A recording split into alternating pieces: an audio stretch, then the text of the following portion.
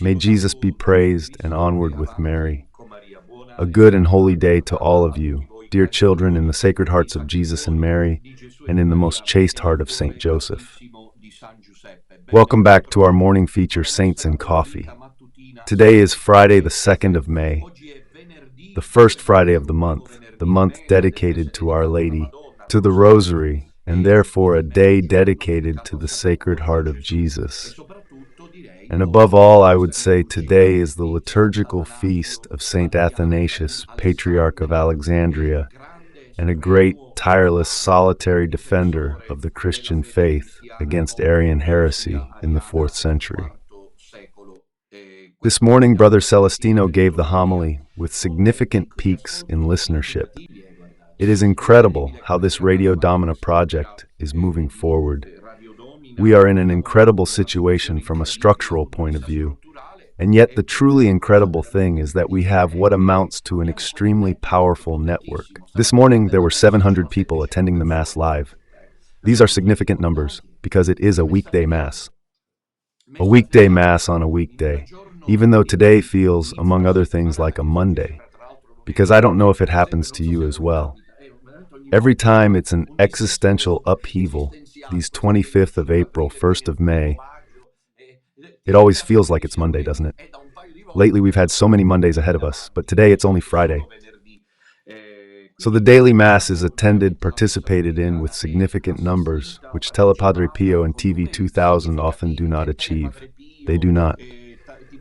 Radio Domina Nostra comes, and those who are enemies notice these things. That's where victory lies.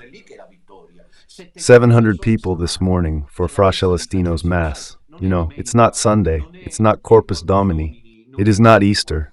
It is simply, in inverted commas, a Friday, the first Friday of the month, the 2nd of May, 700 people at Fra Celestino's Mass at 8 o'clock.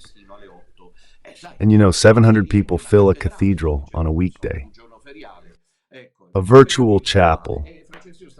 Brother Celestino this morning spoke about the mission, prohibitive in some respects, of Saint Athanasius, whose name is already nomen omen.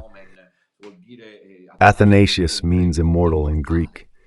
Truly, God chose that name for him. His parents did. Immortal, truly immortal. Saint Athanasius. The whole Church, from the moment he was inspired and up to today, I say this with emotion, is indebted to Saint Athanasius. He is not an apostle, but it is as if he were in the college of the 12 apostles because of his importance. He saved, not the Church, which moreover was still undivided, in the sense that there was no Eastern schism. He alone saved Christianity. And it was such a problem that they would gather on behalf of the emperor, the poor, apostate, accursed bishops, just as they are today. And they would hold synods and councils in which the condemnation of Athanasius would emerge, even though he was the one telling the truth. We declare that the Bishop Patriarch of Alexandria, Athanasius, is the author of division in the Church. He brings confusion to the mystical body of the Antichrist. An interesting thing was that the popes, who succeeded one another because he lived for a long time, they have never officially condemned him. I wrote a book about this morning. If I remembered, I would invite you to read it. You can find it available on Radio Domina Domini. I have written 2 or 3 novels. They really are there. I mean, it is not apologetic essays or controversies, but when you write a novel, the female element emerges, the women's quota. Today we are in a new location, always moving here and there with the nuns, the friars, the priests, the seminarians, and there are always sacred images. The place changes, but the atmosphere does not. The milieu, as the French would say. This book is called The Novel I Wrote About Saint Athanasius, the Lion of Alexandria. It is a historical novel about his life that I encourage you to read because it gives you an overview with 2 outcomes. The first outcome is that he was a man, truly a mighty lion. Just think that 2 bishops, like the priests from the sodality, something that is happening again. For example, you see that the priests who have joined this group have in turn been excommunicated. reduced to the lay state. They pay a price for having decided to share in Don Minatella's battle. That's where we are. And there was a call from a lady, I can't recall where, I believe from Veneto, who used to say Father. I think Bergoglio immediately gave her 2 excommunications, because he sensed that she was the real enemy, the real problem. And it seems to me that in the end, so far, we can always hope. You know that today I will talk again about the conclave and those things. We can still hope. There's a hard core of the small remnant that just won't budge. You are wrong, Don Minatella, to talk about the conclave, because nothing comes out of it. But I know this, but I'm not wrong to talk about it. You will see how many new people will come. Now let us proceed in an orderly fashion. The first result of the novel was to show the greatness of this man. And the second, the legacy he leaves, what he has faced, is a lesson for us. They tried, look, they wanted to kill him, they wanted to poison him, they made attempts on his life. They isolated him. They said he had got a woman pregnant, and at that time, there was no DNA. Have you seen that? Now they can't use that trick anymore? Thank goodness. Who knows how many children I would have been the father of all over the world. If there hadn't been the DNA test that saved me. That saved me. They would still be there talking about anything but kidnapping women, getting them pregnant. But since this weapon, thank God, can no longer be used, well, on this point they have calmed down, thank God. I am not a father in the biological sense. They told Athanasius that he had made a woman pregnant, and then she on her deathbed because she had fallen ill. Read the novel. She repented, she asked for forgiveness. And then a bishop, they said that he had killed a bishop, Ariano. And then that bishop instead suddenly showed up and said, but I am here alive, what the heck is... But meanwhile, the whole Roman Empire, the whole Mediterranean had pointed at him, Athanasius, as the enemy, not Arius, who had also been condemned. These are those mysterious things, dear children, the mysterium iniquitatis, evil. We have to be patient. Yesterday in Little Nazareth, while we were celebrating Mass, we had the villa next to us. There's a villa that is completely illegal, entirely illegal, built during the night, you know. I'm not afraid to say these things. It is the anger that comes over you. But there is divine justice. They play loud music for you. Who does it? As soon as those who were there know that seminarians, I had told them, as soon as we finish celebrating, they come to an end too. Oh, incredible. Missa est, is it true or not?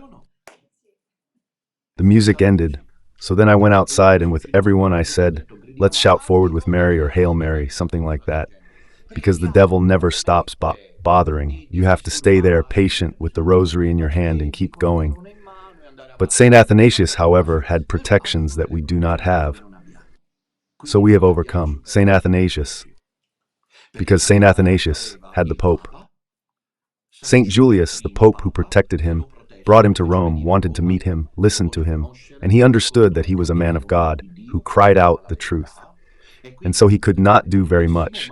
But in any case, there was no condemnation from the Bishop of Rome, which was no small thing for that era. There.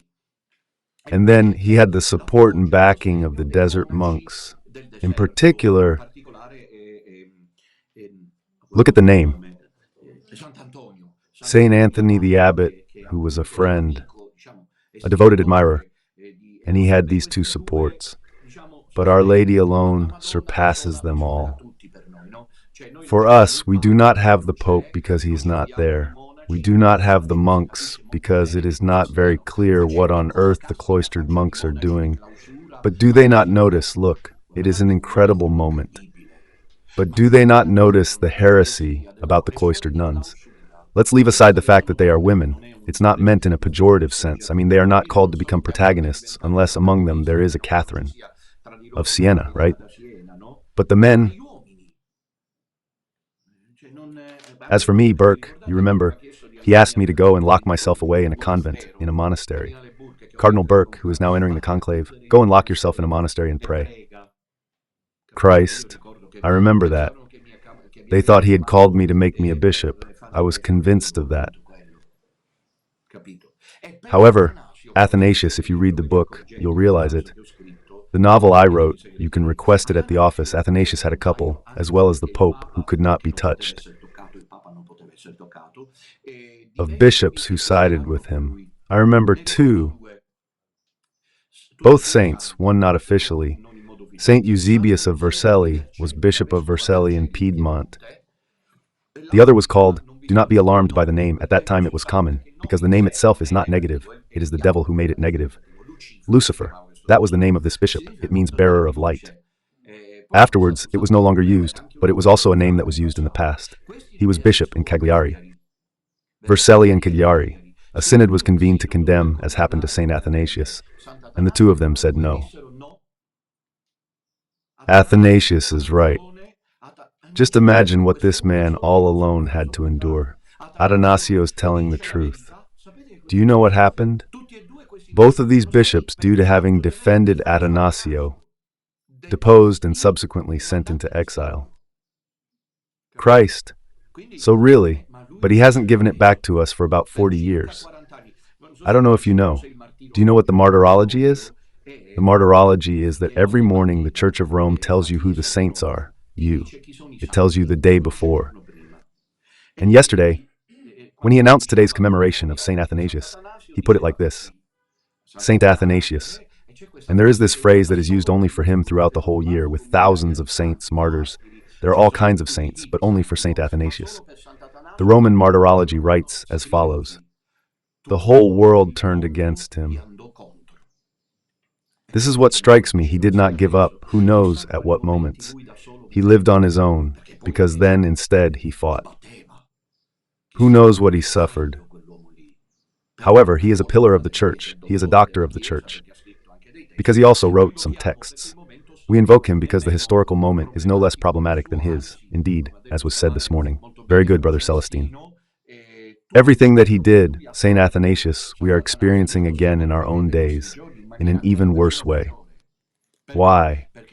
Because today heresy actually begins from the chair of Peter, from the chair of truth, and here we are not making anything up. Do you remember the full prayer of Pope Leo XIII, in which, in the complete version of the prayer, he says that thing which was later removed because it was too embarrassing? This is the Pope. He foresaw our times, where the Lord has placed the chair of truth. Where is the chair of truth? In Rome. There the enemies have placed the abomination of desolation. It was Bergoglio, the abomination of desolation. And now the whole lot is doing everything possible, as I will tell you in a little while, to carry on with the destruction of the A. Over there they are arguing in ways you cannot imagine. Because the project is, as these paladins of Satan say, carrying forward, the change that Pope Francis initiated now constitutes a clear direction. There is no going back. They have already announced that the conclave will last no more than 3 days. Why? Or is it because they are afraid that others do not agree? Because it would seem that there are a couple of Bergoglian cardinals from the initial appointments who are not very convinced. For example, me. Last night I received some sensational news. I shared it live, which went a bit unnoticed, but in fact it is sensational. When I was excommunicated, I said it last night, and I will allow myself to repeat it. It arrived at my home here.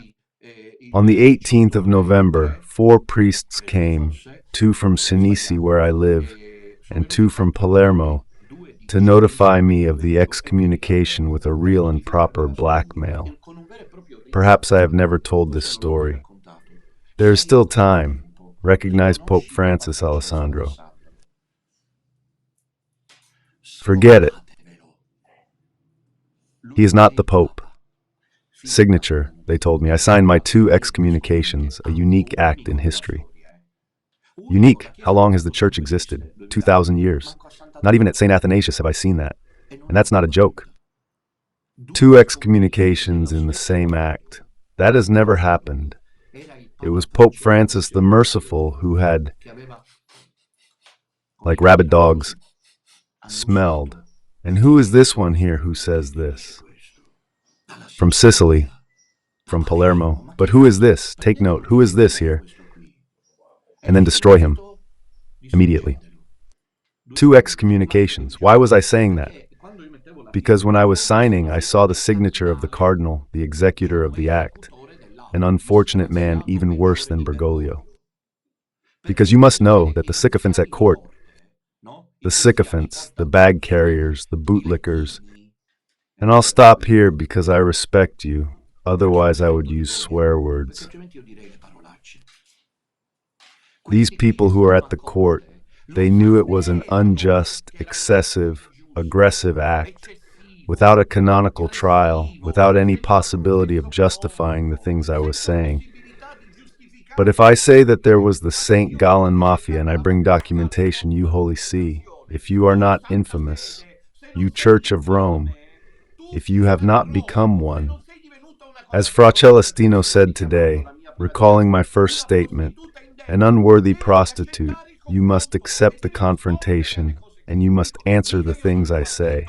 I am not mad. I am not Luther who wanted to make myself as my church has written for years. Now take this. Keep your Church of the Gays, the Church of Ecological Conversion, the Church of 𝐕𝐢𝐴𝐺𝐻, and so on. Anyway, the signature was that of the cardinal, at that time prefect of the Congregation for the Clergy, whose name is Beniamino Stella. I felt an instinctive hatred, not for Bergoglio but for him, and that is how it works. You must fight the tyrant.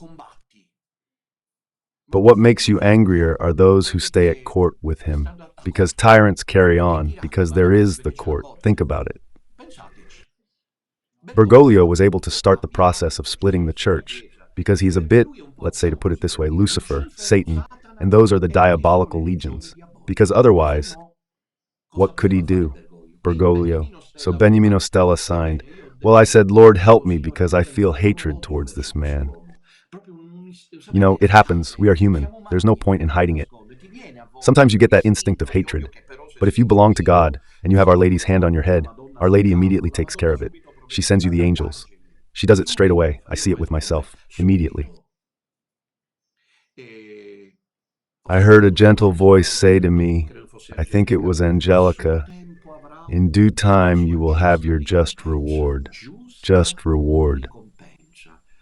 Now, yesterday, Cardinal Stella in plenary congregations said that Pope Francis has been a problem and should not write to me. Should he not at the very least say that if Pope Francis was a problem, it was not right to condemn these priests of the Sodalicium? So as you can see, the situation is very heated. Anyway, let us return to St. Athanasius to conclude the page about him. When he dies, in fact, Arianism has not been defeated. And this thing has always struck me. Athanasius died, reinstated, so to speak. He resumed his role.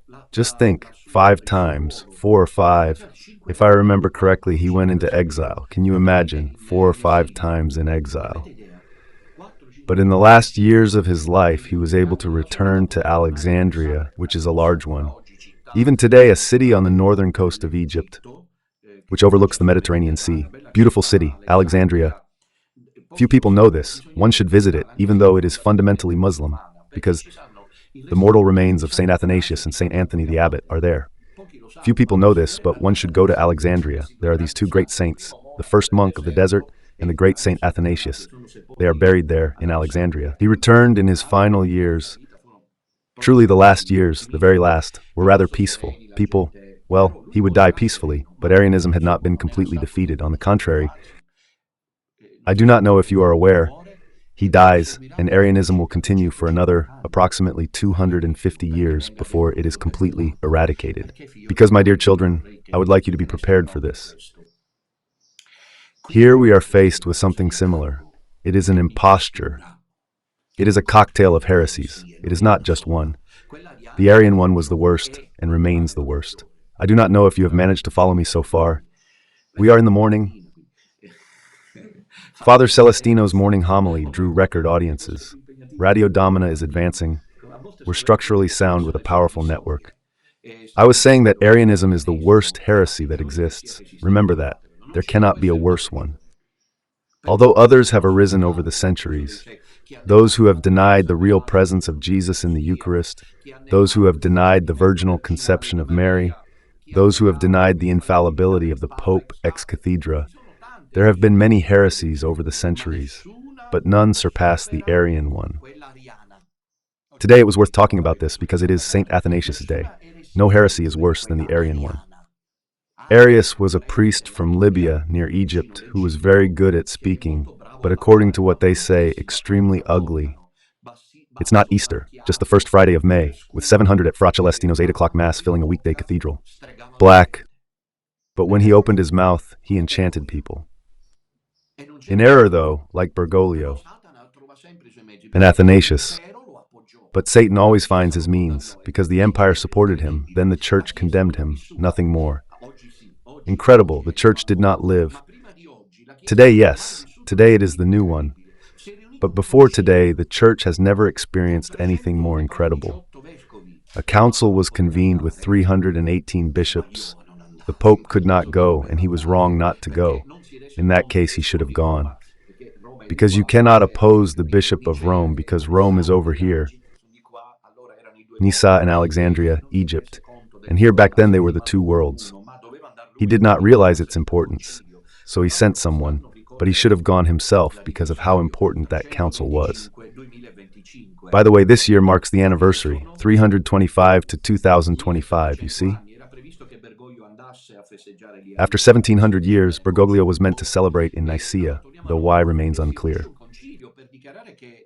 Let us return to our subject. A council is convened to declare that Arius is a heretic, yet he managed to spread his teachings. So the Arian heresy, eventually he will die in a wretched manner, him too. End of Bergoglio. We could never know why, as he is protected by Vatican secrets. There is no reality among all the world's secret services. Put them all together. The secrets, those the Ostica massacre. How was it possible to organize the attack on Falcone? To mention Borsellino's secret stock exchange, those sorts of things. You know, the spy stories. They are nothing compared to what can be achieved and done in the Vatican. How did Bergoglio die? At what time did Bergoglio die? But God allows it. The two doctors, as you know, one gave one time in one version, the other gave a different time in a different version. Which of the two is right? In any case, if they are not saying the same thing, it means that one of the two is lying, or perhaps both of them are lying. And so how did Bergoglio die? How did he die? As for me, who knows how he died? In my opinion, he died shouting. In my opinion, he died screaming. Let's get back to us. Ario dies in a bad way. Heresy reforms itself, but there is no heresy worse than Arianism, because Arianism denies, I'd say, every home has, what's it called? The load-bearing column, right? I mean, you can remove the others, can't you? And here we had to fix things, let's say for the sisters. So naturally, and you can ask how to fix things, but the builder, the foreman. So then I remember once he said to me, look, let's move this. He looked at me, Father, what do you want to move? He said, this is the load-bearing beam. If you move this, everything collapses. Do you understand? Well then, Arianism touches the load-bearing beam of our Christian faith, because Jesus Christ is truly God. He is the Son of God. He is co-eternal with the Father. He is the Logos.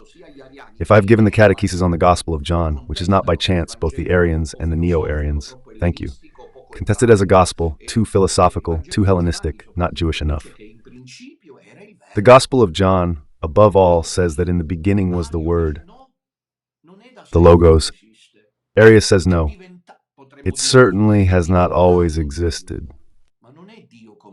He became God, but he is not God like the Father. You understand that if this thing had been true and if Athanasius had not existed, today we would not be Christians. We would be Arians. The church has always equipped itself, because then when Luther came as well, the Council of Trent took measures. All right, so there is no heresy worse than Arianism, and yet today's is just that. It is certainly a worse situation, and I will tell you why. Because as much as Arianism is the worst heresy, today's is a cocktail of heresies, because this is the final clash. Christ, and the army of the saint. I don't know if you have ever seen The Lord of the Rings, at least the film. The orcs, the armies of Lucifer, have all lined up because this is the final battle. Armageddon, as Revelation says. It is the final clash, and so there is everything. The blessing of gay couples, communion for the divorced and remarried, mercyism, forgiving without repentance, all that, women at the altar. A church of me here. It is not doctrine that interests them. Doctrine is currently used by Bergoglio to build another church. Feels like Monday, doesn't it? It's only Friday. The clash is tremendous. It is tremendous. Well, that was as far as Athanasius, the Great One, is concerned. I think I have managed to convey his gigantic stature. And since all the bishops were there, chatting, discussing, I imagine this Athanasius seeing that the bishop of, I don't know, Constantinople, to name the great cities of the time, the Patriarch of Jerusalem. But there was the council, you see, and at a certain point he was young. He just couldn't take it anymore. He roared. He didn't consider the risk, because those who love God do not consider the risk. Then the Eternal Father takes care of it, because he did not die a martyr. If he had wished, God would have granted her the crown of martyrdom. Athanasius means Greek immortal, God-chosen, church-honored. It works with lay people, Trump unless proven otherwise. He survived an assassination attempt that would have changed history if he had died. But God decided that he was not to die. I am not. Tension canonizing. I'm stating a fact, he's not dead. Trump because God guides, all the more so he guides the history of his sayings. Father Celestino's homily this morning drew record listenership. Remarkably, Radio Domina is structurally sound and has a powerful network. 700 joined this morning's live mass, a big weekday crowd. And it is this, that today is Friday, the program is intense, so this afternoon at 5 o'clock live, because we need to pray. I agree. Together with the brothers of the Sodality, I confirm what he said. Brother Celestino at Mass said, we must not just chat, we must pray above all, he said. We must intensify the rosary.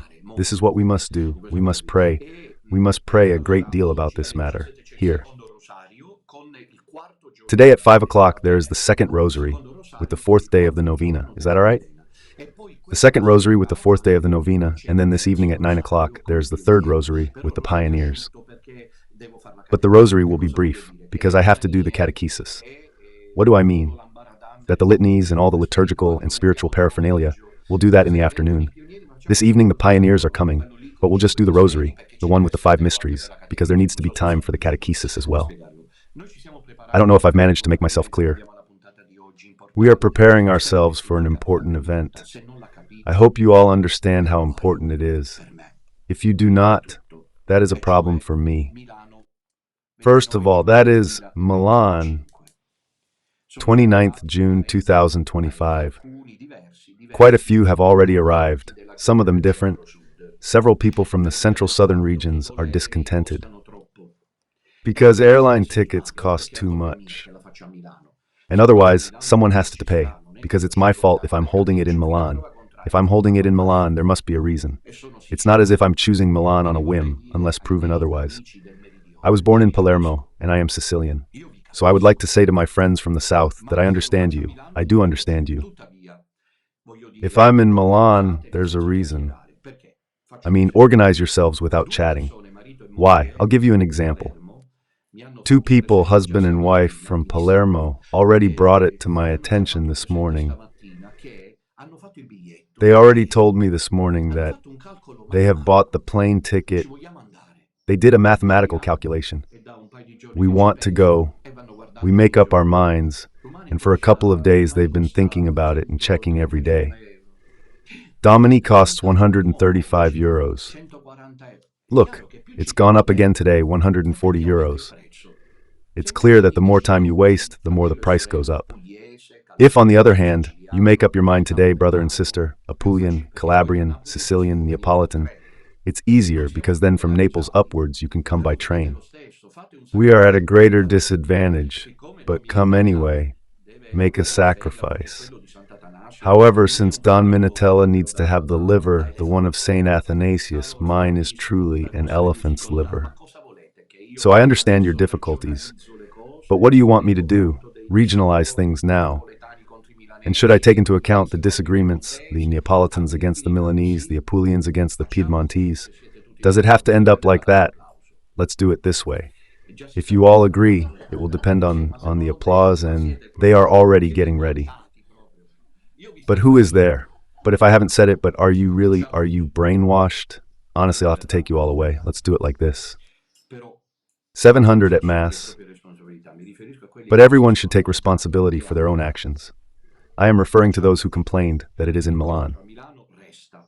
Let's do it this way. The meeting in Milan will remain as the national gathering. All right.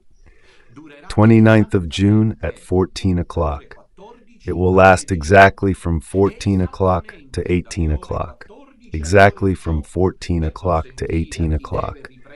To allow those who need to catch a flight on the same day, which costs less, because otherwise you have to stay overnight to have enough time. Because if the meeting ends at 18, the return flight is at 21, 21:30, 22, 22:30. Who can you rely on? Then you can have it explained to you. Understood? You need plenty of time to get back. So the national counter meeting during the feast of Saints Peter and Paul, Roman feast. Rome, Felix the Pope, the keys. I don't know if this happens around 𝐤'𝐵𝐻, but here it's given as a gift. You can buy it in the pastry shops, but perhaps not where you are. Exactly, because it's really from Palermo. But it's interesting, it's a lovely tradition. In Palermo's pastry shops, on the 29th of June, they make a large short crust pastry biscuit in the shape of a key. Yes, with all the on top. What's that stuff called? With that sugar in various colors. It's in honor of St. Peter. Do you get it? The people from Palermo? Maybe there isn't a connection between Palermo and Rome, but can you imagine? What is that? Madness. But, so we are doing it. In Milan, the national gathering, there are no other gatherings. However, for those of you who cannot come up, it is obvious that we will see each other anyway, because there are local meetings. So we could organize one in Rome. I'll come to Rome and we'll do it in Rome. But those from Calabria or Puglia, they still won't come. Because it still costs. Or am I wrong? Paying costs less. And so, for those who cannot afford to spend, just think 150 euros and can spend 60, 70. Christ, what calculations I have to do. But how come I'm not frying? I don't know. Me neither. So let's do this. Let's do Milan, and then its next branch we'll do in Rome or in Naples. But if you'll allow me, I have to say something, because then there are always fewer of us in the south. Can anyone tell me why? I don't understand why. Why is there more awareness from Rome upwards, more engagement, more unity? In Veneto, it goes without saying. In Piedmont, they are moving in an incredible way. And yet from Naples downwards, I am Sicilian. If I were from Milan, I wouldn't be saying these things because it would seem like an attack. But since I am from Palermo, I can speak because I am talking about what I experience. So let's do it in the south. That's it. I want to end it here. All right, we'll do it. In the center south, a meeting for those who can't make it up to Milan. Because if you think about it today, I don't want to pry into anyone's finances. Goodness me, no. But the restaurants are full even on weekdays. I don't know, people are traveling for Carnival to Nice. I saw, I don't know how many Italians, Sicilians. In the hotel where I was staying, they were coming from Licata, from 𝐥'𝐴, from Agrigento to celebrate Carnival in Nice in France.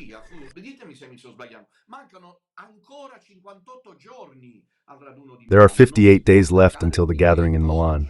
You can't buy a ticket today, though, because it's obvious that if you argue and chat, on Monday it'll cost you twice as much. And the more time you waste, so why Domina Stella? She brings it forward by 58 days beforehand. But to make things easier, because I don't believe it. I'm sorry. Yes, there are borderline cases, I know. If someone wants to go, they'll find a way, even with a sandwich. Should I foot the bill? Be patient. A same-day Ryanair return from Palermo to Milan costs For the 28th of June, the 29th of June, it can already cost today. Already today it is 160, 170 euros. All right? Because you put a little aside every day if your husband, your wife, your children agree. And then what else do you have to pay? Besides, all right, you bring your own sandwich. You buy yourself an orangeade, a beer, a Coca-Cola, coffee, and perhaps also the coach transfer. Because if the minibus is too expensive for you, apart from the fact that Milan is very well served, 700 attended this morning's weekday mass. I do not want to be right. I am reflecting with you. In short, at the very most, but really at the very most, at most 200 euros, really at most. Just to be absolutely, is it really true that you cannot get there? I speak on behalf of the Sicilians, about the sacrifice of these priests, about such a solemn situation, about the fact that he is elected, who is carrying forward Bergoglio's direction, about the fact that the games are closed with them, and now it is us. Are you really sure that you from Trapani, you decided not to come because it costs 200 euros, so then nothing was understood. Look, they're showing me 152 euros, 53 cents for a return trip, you see. Come on, come on. 152 euros even now. I doubt it. I almost feel like crying, because it seems that we make sacrifices, and you do not want to make them. I do not believe that it is impossible to invest. The whole family cannot come. But you know, if from Sicily, in the south, they start organizing one person per family, we could even be 5,000 and break the record for all the gatherings. Perhaps this was not understood. And I am sorry because all the time, sacrosanct, that I ought to devote to doctrine, to catechesis, to information, I am forced to spend on these technical matters, but I am right. I am right. Because today it costs 152 euros. As soon as Santia Cafe finishes, you leave here, you leave the house, and you go and get the ticket. But he's right. These people have taken off their robes. I take out a loan of 100 euros. I ask for help from the neighbor, from a friend, from a relative. But I have to go to Milan, I have to raise the flag, I have to shout the truth. Everyone must see that we are with Don Minutella, that this is the Catholic faith. Why hold it in Milan? 152 euros returned today. Tomorrow it costs more. The day after tomorrow it will cost even more. But you see that the chatterboxes, those who do not even give a like, they will be there discussing, it costs too much, the father does not realize, I do not realize. Then we close the page. Let's move on to today's episode again, which is coming to an end. We have said many important things. That might already be enough for now, but there is still something else I need to add. Today's title is Condemning Bergoglio is a Priority. They have stopped the proceedings again, the plenary congregations have now resumed, and today is only the 22nd, 23rd, 24th, and 25th. 6. They have 5 days. The cardinals are still there discussing. I have already said in these past days, and I think you have understood, that the plenary congregations, that is, this gathering before the conclave, are more important than the conclave itself. Thank you. The Pope is chosen during the congregations. The conclave is only a celebratory aspect. Beautiful. Because there's the smoke, it's black, it's white, it's gray. The Pope, we have the Pope. No, it's black, it's black. All the televisions of the world are there. It's all a kind of spectacle. Buckingham Palace with Queen Elizabeth when she died, and then it became King Paul III. That's it. That's the aspect. Do you understand me? It's the celebratory aspect. But those people enter the conclave, except on a few occasions, already with this, aware of who is meant to be the kingmaker, the final player, the gambler, the spoiler man. Betting everything on the ace takes all. So they are choosing him these days. There is no doubt about that. And yet I must tell you frankly, because although I had to make a plea for you to come to Milan, my main commitment during this period since Bergoglio died, as you have seen in the catechesis, has been to delve deeper, to study, so as to keep you, as far as possible, involved. So I'm very careful. Then I am someone, thank God, to whom the Lord has given many qualities. intellectual, instinctive. That is, I have a lightning-fast ability to understand things. This has caused me problems with teachers at school a couple of times. Anyway, I have already understood something. This evening, I will show a video of Father Antonio Spadaro, guest of 𝐸 𝐸𝐵𝐺. For those who do not know, Father Antonio Spadaro is a Jesuit, one of Bergoglio's 𝐤 and 𝐸 𝐸𝐵𝐺 is one of the pontifical laymen. Thank you. Over 90 years old, absolutely delighted with Pope Francis. Now they are mourning him and are worried. This evening, I'll show you a preview of where I'm headed. Father Spadaro, in recent days, gave an interview to Repubblica, the well-known daily newspaper, in which he said that Pope Francis had given some guidance. The indication has become direction. Do you understand? Because Jesuits speak like this, but you have to understand them. If I give you an indication, a thing, and I tell you that to get there, you need to take the water, and you need to do this, then you can decide. Direction means you are already following it. So Father Spadaro was sending a message by saying, there's no going back. That's the slogan going around. There's no going back.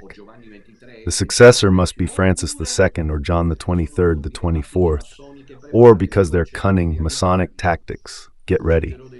I will try to help you. I will try to help. He could also be called John Paul III, and I'll tell you why. John Paul II was very loved by the people, but Cardinal 𝐥'𝐸𝐵, who was his secretary for 3 years, was able to say to Pope Francis, Saint immediately like my John Paul. It's a tactic. Not trust Stanislao and I. There are some witnesses who know this. I went to Monsignor Lenga, the bishop in Poland, who says that Bergoglio is not the Pope.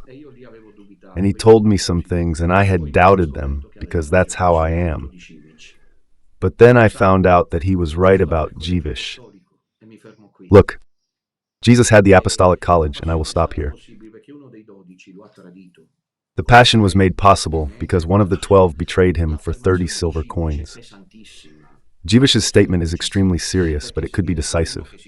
Because if someone comes along who calls himself Francis II, John the 24th, it is clear to everyone that the direction at all costs must be that one. But if he is called Giovanni Paolo III, the unaccum, the undecided ones, they say no. Maybe he wants to be moderate then, that this push forward by Pope Francis is not what he wants to carry on. He will be a Pope of the people, devoted to Our Lady, devoted to the Eucharist. Do you see? Keep your eyes open, because the name is decisive. Yesterday I showed you, yes, it was yesterday, the 1st of May, yes, I think so, in the morning, a contribution from 2 Latin American cardinals who are making a difference. This morning I read that a cardinal from Latin America said that Europe no longer exists and that Italy no longer exists. There is the third world, Latin America, Asia, Africa. No, he didn't mention Africa because Africa exists as the third world. But they are all anti-Bergoglio because, you know, the Africans, when that other thing came out, the one about gays, what's it called? Fiducia, supplicans. They said that here in Africa it's not up for discussion. It is not discussed. The blessing of gay people does not exist here in Africa. But this cardinal said that Italy is not at the center to indicate that they want to be decisive. Who knows what is happening in there while we are here talking and they are in there talking? Paul VI and the cardinals. So let's get to the point. And this cardinal, do you remember yesterday? He said, one of the 2 Latin American cardinals, he said this, the name and the identity are missing, but the direction, you see how the words come back, the direction is already indicated. As for the one who is elected, the name and the identity are missing, that is, who it should be, because the plan is for things to proceed as Pope Francis intended. Now the problem is, however, that apparently compared to the statements made in recent days, for example the one by Father Spadaro, he and others, now they are starting to show, pay close attention, these Bergoglian pastorans, who until now have been confident of the election of a hyper-Bergoglian, are starting to show more than a little nervousness. And they are imperceptibly changing their communicative register. 700 at Celestino's Mass, Our Lady reigns, victory. Father Spadaro, as we'll see this evening, taking part in 𝐷𝐼𝐸 𝐲'𝐻 talk show. Athanasius means immortal. The conclave has two possibilities. Only one so far. With Father Spadaro himself, do you remember? He had said that the only direction is that of Pope Francis, right?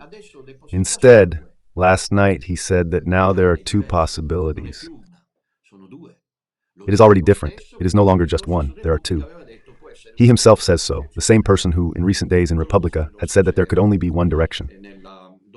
I will show it to you this evening. After the rosary with the pioneers, what does this mean? He says, Father Spadaro, he says two things, and he says it like this. Or it is a Congress of Vienna, for those who know history, 1815, I believe. After Napoleon's defeat, Napoleon had held everything in his hands. It was the empire to be spread from above. From the Alps to the pyramids. Do you remember by heart? From the Alps to the pyramids and the spindles like the immobile of Madonna memory, given the mortazzo, Spino, the remains stood in memory. Orba di Timore, Napoleon.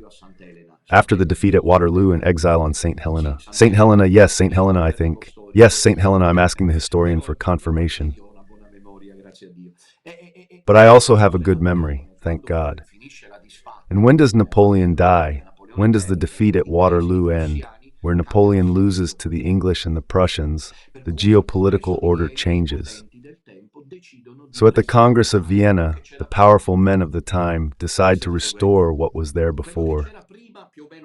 You with me? What there was before, more or less before Napoleon. When Napoleon came, it was the sweeping away of the old order.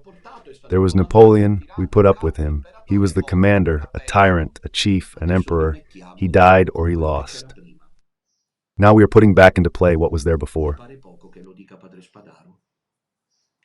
Doesn't Father Spadaro's remark matter?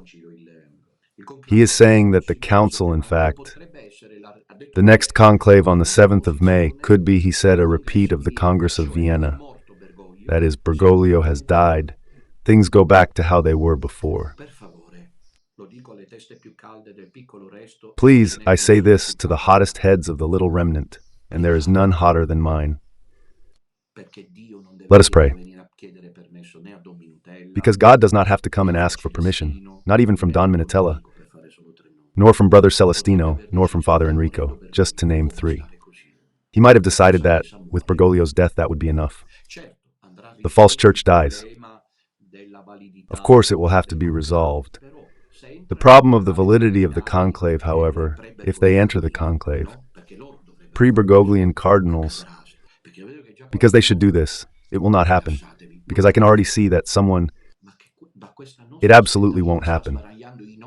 But from this expectation of ours, it is sweeping away our enemies.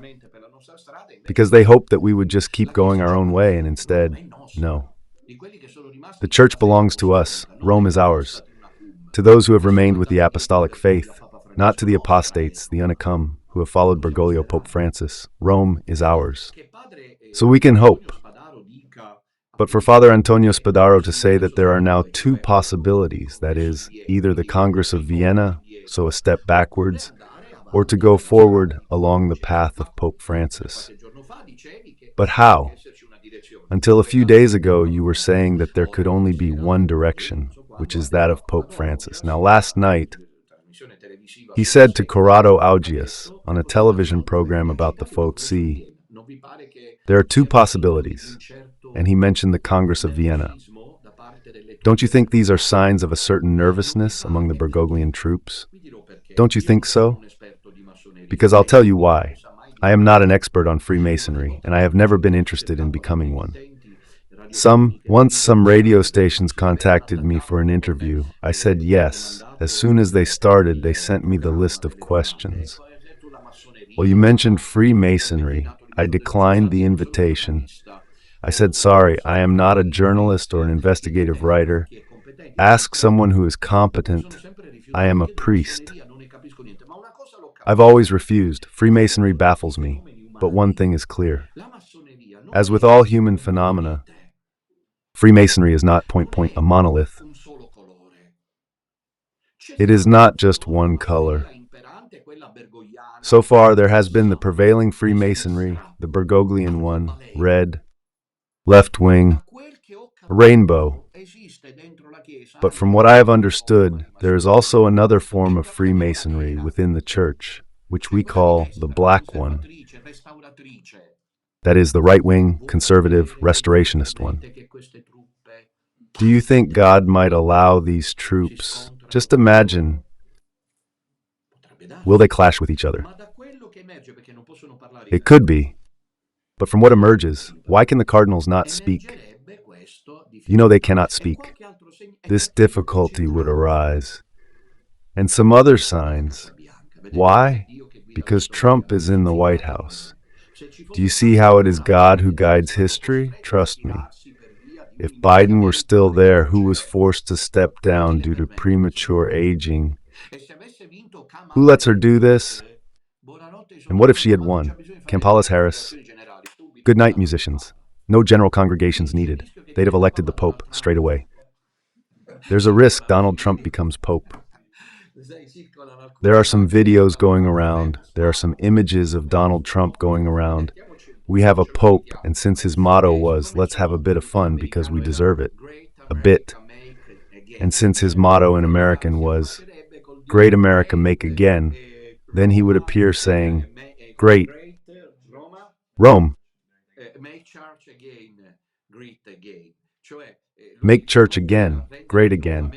That is, his motto was to make America great again, and he becomes Pope to make Rome, the church, great again. So it's all a way of saying that there is pressure on the neck of the American administration. But according to you, why did Trump come to Rome for the funerals? His wife had her birthday. He decided in a flash to go. It is clear that Bergoglio did not want him. Trump, he had already argued before. Look at the photo of when he receives him. Look at Bergoglio when he receives Napoleon, when he receives Emma Beniamino, when he receives Emma Sacro. Look at the photo from a few years ago, when in Rome welcomed Donald Trump. Look at Bergoglio's face and you will understand everything. Why did he go to Rome? Trump. Why did he meet Zelensky inside the Basilica in one of the side chapels, which, if I'm not mistaken, is one of the most important? Why? In your opinion, why? For two reasons. First, I'm here. Mind who you vote for. Because America, because the Church, lately with Parolin, had turned towards the Eastern world. So China, the agreements with Beijing. Trump does not want this. Don't be surprised. I see you looking at me like that. Always, really always, ever since the cardinals have had to gather, or in any case, people have gathered when it was the people who elected to tell the truth or not. Then the conclave with the cardinals came about, and there the political pressures from the powerful of the earth. Today, Trump. Yesterday, Joseph I of Austria, you see? I mean, the powerful people of the world have always exerted pressure. They sent signals to say, be careful not to vote, someone who goes against us. And Trump, without a doubt, said, be careful who you vote for. Make sure there isn't another one like Bergoglio who goes against you, otherwise he'll be a real nuisance. And America is America. They cannot ignore it. And this is so true that it is sacred. News in the newspapers. I'm not making anything up. The President of the French Republic gathered the French-speaking cardinals to say, choose a candidate, because here we have to make it. We do. So this shows that it could turn out like that. But the absolute priority at the conclave, in my opinion, is not at the conclave, immediately afterwards, with the elected one, but straight away. Let's suppose he is elected. Beginning of the 7th, 8th, and 9th, I think the 9th, Friday the 9th of May, there should be the new one. Rome, Sacred Heart, St. Athanasius. Christ, there could be some twists, that he might not appear on the loggia anymore. It depends on who is elected, because now these people have decided with Bergoglio to destroy the protocol. What a shame, even in this they are barbarians. because the protocol should be respected. It is beautiful. It is not as if the King of England suddenly changes his mind. He no longer appears at Buckingham Palace because times are changing. It was Bergoglio who was like that for his own reasons. But it is good to respect the protocol. A pope must also have the humility to die to himself in order to respect the protocol. If I were pope, I couldn't talk like this. It's obvious. I would die like Don Minutella and become pope. I don't know who. Do you understand me? It's not as if I can become pope and speak like this or act like this. I can't do it anymore, unfortunately. But if I were to become pope, I can fully appreciate the weight of such a responsibility. The weight of love and power of the Bishop of Rome, which obliges you to show respect. You need mahogany-colored shoes, the ones that have a meaning, and you put them on. Got it? You need the fisherman's ring, which has its own elegance, and you put it on. You can't just decide to wear your shoes with holes in them, because that's an act of presumption. You have accepted to become pope, so respect the rules. You can change something, but not the substance. So I do not rule out that, when the new one comes, he may no longer appear from the loggia of St. Peter. He might do it perhaps, but he could decide to appear, I don't know, from the bar on Via della Conciliazione. There are plenty of them. A big one, he sits there having a coffee and says, "I am the new pope." By now anything is possible, you laugh. But look, these are not far-fetched things. Because once you have set in motion on a massive scale, diabolically, the process of demolishing the identity of the pope, that is where Bergoglio succeeded best, because it came naturally to him to destroy the solemnity of the Roman pontiff. He destroyed it. Will the next one ever dare? I would. But the next pope, if I were elected, I would do it. But could the next pope ever risk putting on mahogany shoes? I would put them on again, saying no, making it clear that my predecessor was wrong to put on that black stuff like that. What for? To please people. That is populism. You are not the pope to please people. You are the pope to strengthen your brothers in the faith, not to play the populist. The church expects you to wear the red mozzetta, the one with the red ermine, which is elegant and solemn, but you certainly do not wear it because you are wealthy. Wojtyla, he was respected, and yet he was quite easygoing, but he respected the signs. And yet Sister, the one who looked after him, what's her name? Sister Tobiana, she tells some details, I have read them. For example, I'll mention two. John Paul II, Sister Tobiana, since he never wanted to change, he never wanted them to buy new jumpers. With use, with wear, and so the fabric gets torn. So then Sister Tobiana was forced, as she herself recounted, to buy him new ones. But so as not to let him realize, she would make a few tears in the new ones and sew them up so that at least the fabric was fresh, clean, and new, because he did not want to change them. And then Tobiana, when the Pope had to change his shoes, he used to tell the cardinals, do not ask for an audience with the Pope. The first 3 days with new shoes, because he would get nervous, because they were uncomfortable for him, but he would wear them. What is this whim? So now we have to witness who knows what, something the next Pope will come up with, taking off the white robe and wearing a clergyman's suit. The Pope's solemnity has ended. Weekday Mass feels like Monday. The sash, why wasn't there the emblem of the keys on Bergoglio's sash? The only one who had the white sash without the keys. The Pope must wear it, so that means he wasn't the Pope. He made it clear in every possible way. He must wear the keys. Now it could happen. We might expect the Pope to appear in a clergyman's outfit, maybe with his shirt unbuttoned, since it's already May, And that, instead of saying, "Praised be Jesus Christ," he announces tonight's programs on Rai Uno. Brother Celestino and sisters said good evening. But what's that? Good evening. Good evening. There is the highest moral authority of Christianity, and therefore of the planet. The vicar of Jesus Christ on earth appears and says good evening. He should have been sent to the devil then. And someone did so straight away. But what a good evening, I remember. Then I told you that since I used to spend time with Father Amorth, I was in Rome and I went to visit him, and I always used to say good evening. But I said good evening, out of respect. Then he always praised it. That time, though, I should never have said it. Father Amorth, what a good evening, one should say, praised be Jesus Christ. He took his anger with Bergoglio out on me, often. It happens often. So the first thing that the elected person must do, even if he were to show up wearing a clerical collar, I'm speaking hypothetically, don't worry, we're doing things our own way. At the moment, I wouldn't already have organized the gathering for Milan. There are people who don't think things through, but then what is Minutella doing? Does he want to go back? But you idiot, can't you see it's a strategy? I would be organizing the gathering in Milan if I were aware that something was changing. But can you imagine us organizing the gathering in Milan and then everyone tricks us? That the Pope comes, that he says what instead he will not say. What should he say? Fra Celestino said it this morning as well. He leans out and says, "Praised be Jesus Christ." Dear brothers and sisters, though I'd say dear children, as the Pope is a father, he's a brother, but above all a father. Lovely hearing the Pope call us his children, not brothers and sisters. Anyway, dear brothers and sisters, here you go, the Lord's cardinals, thank you.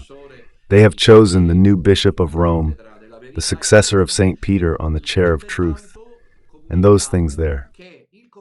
Therefore, we announce that the conclave has already decided to condemn the heresy of the so-called Pope Francis and to launch an inquiry, an investigation. Because many things lead us to believe that Bergoglio was not the Pope. Now come, come. And the new Pope says, now come, come. Come, Dom Minutella, show yourself, greet with me. Do you understand? Because it should be the most. Brother Celestino said it this morning seriously. I say it a bit more like this because I've been bored for an hour. But this is what the new Pope should do. Immediately eliminate. Because we haven't done anything wrong. We shouted the truth. We preserved the apostolic faith. I doubt, Breakthrough, this will happen. With something worse. That is why I'm waiting for you in Milan. Because that is the meeting that makes the difference. Something worse can happen. Be careful, all right? It changes shape, but the substance does not change. Where are we? The Sicilians in the majority against the Tuscan pilgrims. We know, and so do they. Everyone knows the novel The Leopard. They also made the film Change Everything, so that nothing changes. Be really careful, because between the two options, the third one is by far the most diabolical. To make the masses believe, because there are so many who are dissatisfied with Pope Francis, that things are changing. And so both are presented, the tried and tested one, Jesus Christ, with the white robe, the ermine, the stole, the pectoral cross, even the mocha shoes. This is the other option compared to the one I just mentioned. That one could be more disconcerting for us. Virtual chapel, Athanasius' mission. Athanasius means immortal in Greek. God and his parents gave him that name, truly immortal. St. Athanasius has inspired the Church from then until today. I say this with emotion. After the death of Pope Francis, shocking not for us, after the death of Pope Francis, our task is now to move forward all together. And so a Pope who, already in the first month, mends rifts, who speaks with moderation, who appears completely pious, devout, and holy. In that particular case, I find myself preferring Bergoglio's style, which was refined, so to speak, in a kind of disharmony. He is truly dissonant par excellence. And not only that, when you have grown old in a wheelchair, even before it was already like that, that becomes more dangerous, because there will be many from the little remnant who could fall into the trap. Ah, but did you see? They're already starting to talk now. But just think when you go out, since you show yourself and they start saying to you, did you see? Finally, things have changed if you follow someone who has led you away from the Church. But this Pope is seen. He is not like Bergoglio. Now he is good. Now he is kind. Now he is a saint. Look at what a moderate style he has. He does not have the tone of Pope Francis, but that's where the deception lies, because the form does not affect the substance. If he does not condemn Bergoglio, if he does not say that Bergoglio was an ethical apostate, if he does not say that Bergoglio was not the Pope, thank you. Even if he rises from the ground, because he could even come as the last Pope, Antonio, even if he rises from the ground, and when he gives his blessing, there are people who get up from their wheelchairs or regain their sight. St. Peter's Square, do not trust the condition. There is one, just one, that he immediately condemns the heresies. And why? And I will conclude, dear friends, let us now come to the conclusion. I am inviting all of you to come to Rome, absolutely everyone. In Milan, you see. And it's not my fault, it's the fault of those who complained, because they let me through. Join me in Milan. I must tell you this last thing. We must be ready for any eventuality, because here anything can happen in a moment, a catastrophe. For example, let's suppose, one last aside before the conclusion, I was about to forget. Let's suppose that the cardinals, Bergoglio being in the majority, decide to completely disregard, let's say, the pressure being put on Trump, and they elect a hyper-Bergoglian. It's here to stay, because Trump is a sheriff. Cardinal Giovanni Battista Re, who presided over Bergoglio's funeral in the homily, in front of Trump he said, "We will continue to defend immigrants." And he mentioned not only Lampedusa, but also the United States and Mexico. That was a slap in the face to Trump. A slap in the face to Trump. Will Trump accept that this happens, that a hyper-Bergoglian wins? But then if it happens, anything can happen. Because if they are serious, the premises are not good. But if they were serious, they would get to the bottom of a couple of cardinals, such as Miller, who said, Cardinal Miller, the German Miller, said, "If there is no clarity about amoris, joy and trust, supplicans," and someone is elected who carries on this line, above him is Cardinal Miller, a schism will occur. But I don't believe it. You know why? Because the schism has already happened. They just don't see it. It's what Bergoglio has done. They must declare that. And then there are other truly astonishing statements. For example, just this morning, I received something rather interesting. Here it is instead on AFPost, for example. An article has just been published under the title, Don Enrico Gave It to Me. And I thank him. He asked the fellow brothers, except for Celestino, who does not use social media, to keep me updated on others as well. Because I cannot, how shall I put it, gather everything myself, both about the marriage of priests and bishops. They may be women. Who says this? A conclave entrant. The Luxemburger Hollerich, the one who says that since the first chapter of the letter to the Romans condemns homosexuality, these are diabolical. I mean, you're taking away the first chapter of the letter to the Romans because you don't like it. So now, with the Word of God, we can say that we keep what we like. Is it not holy? Is it not Satan who wants that? But it's the article. Hollerich, the South African, these are cardinals, Borsellino, the Tongue Maria, the Brazilian contingent, and then obviously the Italian Zuppi, the Papabile from Bologna. The group of Porporati for whom opening the church up to this point, as Bergoglio has done, has not been enough. We must go forward. No turning back, only forward. It must be thrown wide open to homosexuals and transsexuals, to female priesthood, and to the possibility for priests to marry. This was Hollerich's announcement, who will enter the conclave, and some even consider him a possible pope. Conclusion. The conclusion is this, my dear friends. And then there's us, who should see each other in Milan on the 29th of June. How has it gone so far? It's been incredible so far. Incredible. Why is it incredible? Because going back to St. Athanasius, and I have read some things written by Cardinal John Henry Newman, I have them in my library, he recounts that, to their amazement, St. Athanasius and then other church fathers saw people arriving. We are in 300 AD. It is not a reproach. It is not a reproach. Faithful. We are in the year 300 after Christ. People traveled by horse and carriage.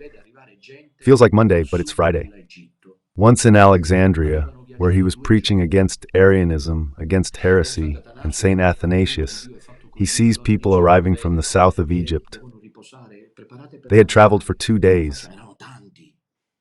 And St. Athanasius, a man of God, is made like this, so he says, he provides.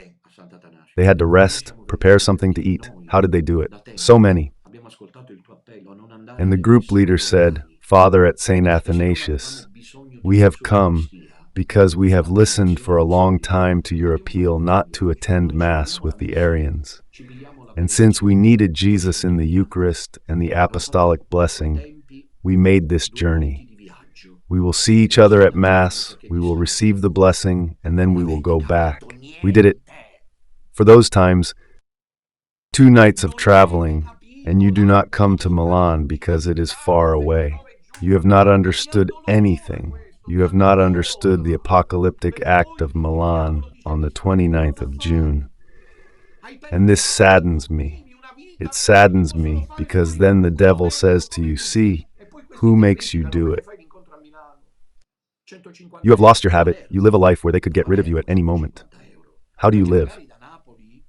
And then these people criticize you because you are holding the meeting in Milan. 150 euros from Palermo. From Palermo, 150 euros. Because maybe from Naples or from Cagliari, I don't know. Or from Bari. It's further up.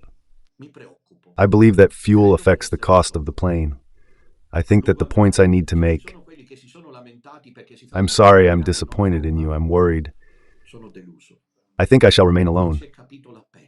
In the long run, if there are those who have complained because the meeting is being held in Milan and not in Rome, disappointed. Celestino's homily soared, Radio Domina thrives. It was not clear that one should also come on horseback, or as we say in Sicilian, 𝐕𝐤 to be there. It does not matter. The Madonna will provide. I will take out a loan, as if I needed to get a dental prosthesis. I have to go. Now that they have carried out their maneuvers, the whole world must see that we are here, that this is where the game is. This is where I wanted to conclude. Today I have taken a little more time, but it was necessary. Because the days now, be patient, bear with me, then I will go into a sort of standby. After the election of the new one, however, in these days you need to be patient. I'm doing my part, sort yourselves out. Whoever wants to listen to me, listen to me. I was saying the conclusion. We need to meet in Milan. Who are we? Because in my opinion it hasn't been fully understood. I am joining the little remnant. You are an idiot if you talk like that and give strength to the enemies.